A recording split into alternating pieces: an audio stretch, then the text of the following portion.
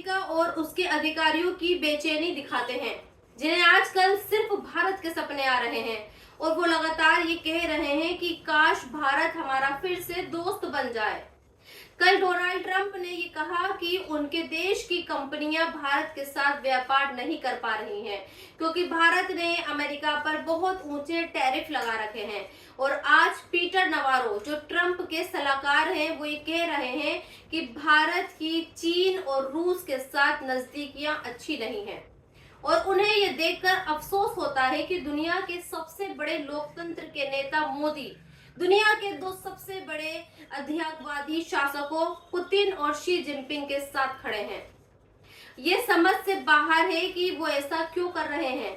हमें उम्मीद है कि मोदी जल्द ही ये समझेंगे कि उन्हें रूस के साथ नहीं बल्कि अमेरिका और यूरोप के साथ होना चाहिए। आज मैं आपको इसका सिंपल शब्दों में मतलब समझाती हूँ।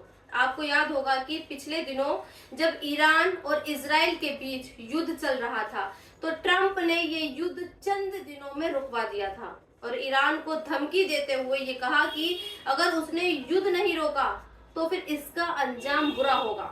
इसके अलावा ट्रंप ने अपने फाइटर जेट भेजकर ईरान के न्यूक्लियर ठिकानों को भी बर्बाद कर दिया था।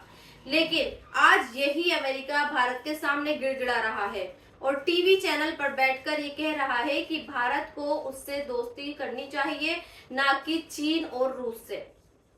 सोचिए, अगर अमेरिका चाहे तो क्या भारत को ईरान की तरह सबक नहीं सिखा सकता?